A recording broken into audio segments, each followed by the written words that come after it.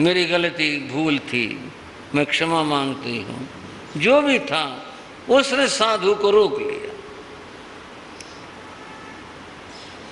साधु को मजबूर किया। साधु के मन में शिथिलता आ गई, उसने आहार ले लिया। फिर उसने कहा आप कहाँ जाओगे, धूप में परेशान होगे, आप यहीं आहार कर लो। अंततः बात यूं है कि साधु अपने मार्ग से भटक गए। उसने कहा आप यहीं रहो, और साधु वहीं रह गए।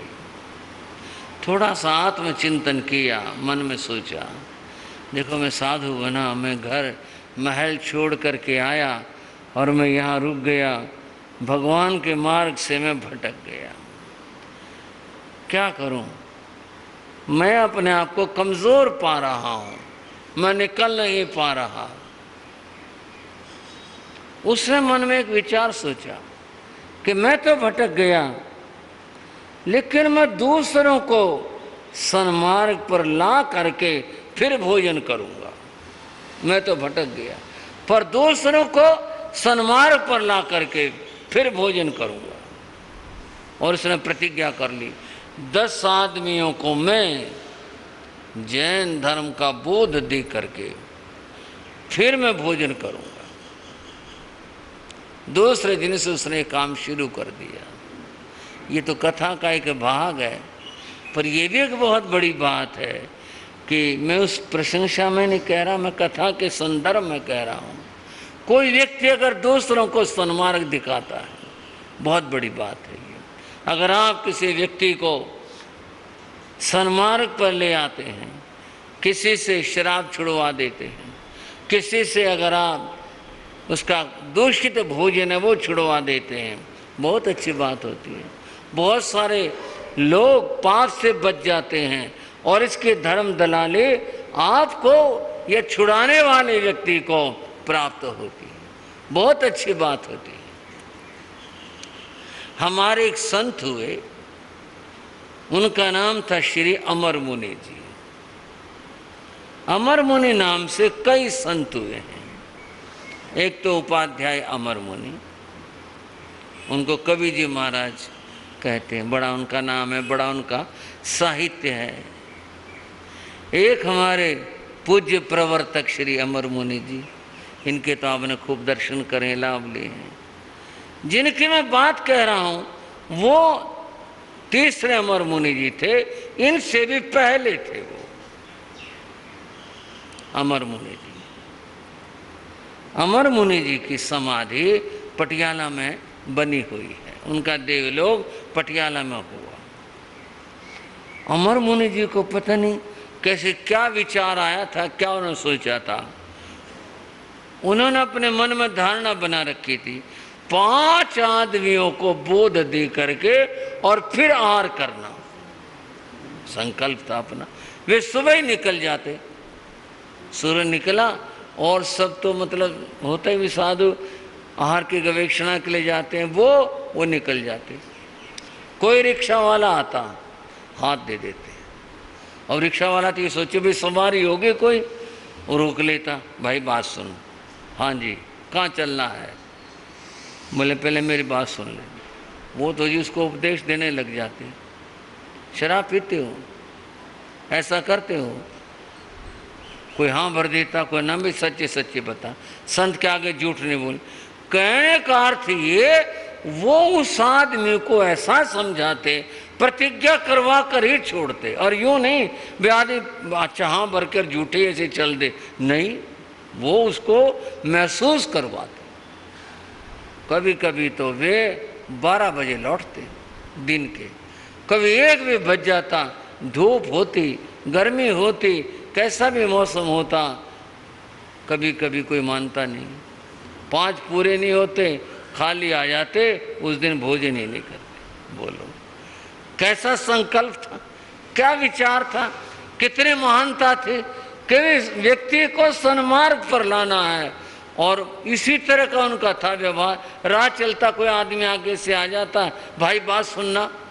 हाँ जी, कहाँ रहते हो, कहाँ से आ रहे हो, क्या काम है, 2 बात पूछी, एक बात बताओगे भाई? हाँ जी। शराब पीते हो? कोई कहता ना जी हम तो नहीं पीते। बड़ी अच्छी बात है, बहुत अच्छे हो। और पूछ लेते। अगर आदमी ठीक है तो उसको उपदेश दे, भाई सत्संग में जाया करो, बहुत अच्छे आदमी हो। और कोई हाँ भरता, उसको समझा समझा कर कितने भी देर लगती, आखिर प्रतिज्ञा करवा करके फिर चलते। हिम्मत चाहिए ना। खाना छोड़ना, आहार छोड़ना, सुबह के निकले हुए 12 बज गए, 1 बज गया, 2 भी बज गए, और कभी कभी बात नहीं बनती तो फिर अपने ऐसे आ जाते, बे बात बनी नहीं आज तो चलो।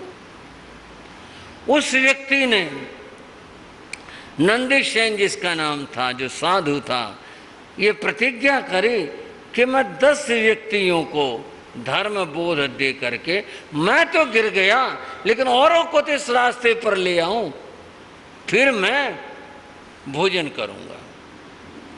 उसने ये बात गणिका को भी बता दी थी कि मुझे इसके बारे में मत कहना, मैं ठीक है यहाँ रहूँगा, परंतु ये कार्य मैंने ज़रूर करना है। बहुत समय बीत गया, ऐसा ही चलता रहा। वो सुबह ही जाता, किसी न किसी को ऐसे बोध दे करके फिर 10 हो जाते तो आता। एक बार ऐसा हुआ, 9 आदमियों को उसने बोध दिया, मान गए उसकी बात को, जो उसने धर्म की बात कही। 10वां नहीं मिला। 10वां एक मिला तो सही आदमी, उसको समझाने लगे, पर वो मान के नहीं दे रहा था। वो फिर समझा रहे थे उसको, वो नहीं मान रहा था। गणिका ने अपने गवाक्ष छज्जे से देखा, आई नहीं, क्या बात हो गई, कहाँ रह गई आज? देखा वो एक जगह पर वो एक आदमी को समझा रहे हैं, वहां तक आवाज जा सकती थी, इतनी दूरी पर था। उसने आवाज देखेगा, अब आ भी जाओ। बोले मैं थोड़ी देर इसको समझा दो। और उसने क्या कहा गणिका ने, ये नहीं समझता, तुम समझ लो, खाने का तो समय हो रहा है और आप वहां पर बैठे हो, पहले आ जाओ फिर करना काम। एक वाक्य कहा कि ये नहीं समझता। आगे क्या कहा, ये नहीं समझता तो तुम ही समझ जाओ, आ जाओ भोजन करो। इस वाक्य ने तो उनके सोए हुए अंतर को जगा दिया। कहाँ तो वो समय था कि जागृत आत्मा सो गई, पथ से भ्रष्ट हो गए, और कहाँ ये दिन आया, उसने कहा ये नहीं समझता, तुम ही समझ जाओ। और तब नंदी सेन ने उस व्यक्ति को कहा, भाई चल, तेरा बहुत बहुत धन्यवाद, तू तो नहीं समझ पाया, अब मैं ही समझ लेता हूँ कि मैं गलत था और मैं भ्रष्ट हो गया, रास्ते से पतित हो गया। अब मैं उसी रास्ते पर आता हूँ। वो लौट कर आया और गणिका से बोला, बहन तेरा बहुत बहुत धन्यवाद, तूने मुझे रास्ते दिखा दिया, मैं पथ के ऊपर आ गया। अगर ये नहीं समझ रहा, मैं समझ जाऊं। और आज मैं समझ गया और पुनः गुरु चरणों में जाकर के मुनि दीक्षा ले लेता। बंधु, वो बात ज्ञान की थी। ज्ञान जब जीवन के अंदर आता है, सोई हुई आत्मा जागृत हो जाती है। उसके जीवन में इन शब्दों ने जागरण भरा और आत्मा जागृत हो गई, संयम के पथ के ऊपर आ गए और वे संयम के महापथ के ऊपर चल पड़े। ऐसा होता है और इस तरह होता है। ज्ञान हुआ नमिराज ऋषि को, और फिर क्या हुआ, जाई सरितु भयवं सहसंग बुद्धो अणुत्तरे धम्मे पुत्तंग ठवी तुरज्जे अभीर्ण खमई नमीराया। बंधुओं, पूर्व जन्म का ज्ञान होने पर उन्होंने देखा संसार नश्वर है, संसार असार है, संबंध ये सदा रहने वाले नहीं है। इस प्रकार से उन्होंने जाना और फिर पुत्तंग ठवी तुरज्जे, अपने पुत्र को बुलाया, जो ज्येष्ठ पुत्र था, और बुलाकर कहा, वत्स अब मैं संसार का परित्याग कर रहा हूँ, मैं ये सब छोड़ कर जा रहा हूँ, ये राज्य व्यवस्था तुम संभालो। वो सब हुआ जो एक परिवार में होता है, नहीं जाओ रुको, ऐसा वो सब कुछ वहाँ भी हुआ, पर वो नहीं रुके। पुत्र को राज्य दे करके, और वे निकल पड़े और अविणखमयी, उन्होंने अविनिष्क्रमण किया, अर्थात संयम मार्ग के ऊपर आगे बढ़ गए। उनको बहुत रोका गया, सब कुछ हुआ, पर वो नहीं रुके, और वे तो सब महल, परिवार, राज्य, सुख, भोग, इन सब को छोड़ करके वन की राह पर चले जाते। आदमी से समझना, आदमी से छोड़ने के ऊपर क्या कहूं, एक टूटी चप्पल नहीं छोड़ी जाती जल्दी से। उसको भी आदमी क्या कहता है, चलो इसको वहां इस्तेमाल कर लेंगे। कमीज फट जाए, कपड़ा फट जाए, तो भी आदमी क्या सोचता है, चलो घर में पहन लेंगे, बाहर के लिए दूसरे रख लेते हैं। छूटता नहीं। मेरी बहनों, कपड़े पुराने हो जाएं, कपड़े फट जाएं, क्या करते हो? बर्तन बदलवा लेते हैं। हाँ जी, आप तो नहीं बदलवाते हो? अच्छा, यानी उन फटे और पुराने कपड़ों का भी जिसे कहना जूस निकाल लेना, भाई इसको खाली नहीं जाने देना। कैसे? भाई इनसे भी कुछ न कुछ इनका मोल निकालो, अर्थात बर्तन ले लो, कुछ और ले लो, कुछ ले लो। थोड़ी सी अगर इतनी भावना बन जाए, अरे गरीब आदमी है, चले गरीब आदमी को ऐसे दे दिए कपड़े। अगर आपने 2 बर्तन खरीद भी लिए, बदलवा भी लिए, क्या हो जाएगा? आपके कमी किस बात की है? किस बात का अभाव आपके यहाँ पर? केवल एक मन की ही तो बात है। अगर आप किसी को इतना भी मन में सोच लो, भाई नहीं, कोई चीज़ पुरानी हो गई, चलो अपने काम में नहीं आ रही, आप नई दान नहीं कर पा रहे, पुरानी तो दान कर दो, किसी के तो काम आएगी। हो सकता है किसी गरीब की सर्दी का, लज्जा का निवारण हो जाए, उसको बदलवा करके और नए बर्तन लेकर, कुछ खिलौने लेकर, कोई चीज लेकर, क्या हो जाएगा? कमी किस बात की है? एक मन का अभाव है, मन का छोटापन है। देना सीखो, कुछ छोड़ना सीखो, दान करना सीखो। करना चाहिए, देना चाहिए, दान देना चाहिए। उस व्यक्ति ने, उस महामना ने राज्य छोड़ दिया, और यहां व्यक्ति के से फटा हुआ कपड़ा नहीं छूटता, पुराना कपड़ा नहीं छूटता। कितना बड़ा परिवर्तन होगा यह है, कितनी बड़ी जागृति हो गई है।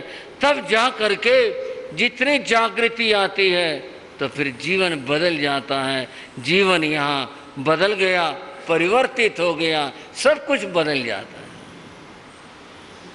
बंधुओं, ये जो बदलाव आया, बदलाव आता है, ये आता कैसे और क्यों कर है? कुछ बात करना चाहता हूं। आप कहेंगे, अभी तो आप बता रहे थे ज्ञान से आता है, ज्ञान हो जाए तो बदलाव आ जाता है। उत्तर तो इसका यही है कि बदलाव जो आया, परिवर्तन जो आया, वो ज्ञान के द्वारा आया, इससे ही आया। ठीक बात है ये। पर मैं आज थोड़ी सी एक और बात भी करना चाहता हूँ, और वो यह है कि आज बच्चों का कुछ कार्यक्रम है। बड़ी अच्छी बात है, बच्चे कार्यक्रम प्रस्तुत करेंगे, बच्चों को खड़े होने का, कुछ कहने का, बोलने का अवसर मिलेगा, उनका हौसला खुलेगा, और उन्हें इस बहाने से कुछ याद भी करेंगे, वो कुछ अच्छा होगा, इससे उनके संस्कार बनेंगे। तो बच्चों का कार्यक्रम है, तो आज हमारी बहनें और माताएं भी खूब अच्छी आई हैं, क्योंकि बच्चों का कार्यक्रम है। अगर आप हर रोज़ इसी तरह से धर्म लाभ लेने लगो तो मेरे ख्याल से जितनी ज़रूरत बच्चों को संस्कारों की है, उतनी ज़रूरत आपको और सबको भी है। और वो कब होगा? जब भगवान की वाणी सुनेंगे, तब संस्कार बनेंगे, तब कुछ ज्ञान आएगा, तब बात होगी। अगर ये बात आप हर रोज के लिए सोच लें कि भगवान की वाणी सुननी है, कितना अच्छा हो जाए। आप आए, आपका स्वागत है, आपके लिए आशीर्वाद है, लेकिन हर रोज आओ, केवल आज की बात नहीं, ताकि कुछ जीवन के अंदर संस्कारों का जागरण हो सके और जीवन का निर्माण हो सके। मैं बात कुछ कहना चाहता हूं। ये जो संस्कार हैं, ये किस तरह से बनते हैं और क्यों कर बनते हैं? बंधुओं, संस्कारों का जो निर्माण है, उसकी पहली पाठशाला, पहला स्कूल, पहली पाठशाला बच्चे का अपना घर होता है और उसके अध्यापक उसके माता पिता होते हैं। यहाँ से ये पहली पाठशाला है जिससे बच्चे के संस्कार बनते हैं। आप कहेंगे हम इसमें क्या करेंगे, कैसे? मैं फिर से दोहरा कर कह रहा हूँ, यहाँ से बच्चे के संस्कार बनते हैं। ये पहली पाठशाला है, माता पिता के द्वारा जो पढ़ाया और सिखाया जाता है, बच्चे के संस्कार बना करते हैं। और ये संस्कार वे वज्रमय संस्कार होते हैं जो पूरे जीवन भर उसके हृदय पर, उसके अंतर में अंकित रहते हैं, लिखे रहते हैं। माता पिता के द्वारा जो सिखाया गया, जो बताया गया, जो उनको समझाया गया, वो संस्कार है।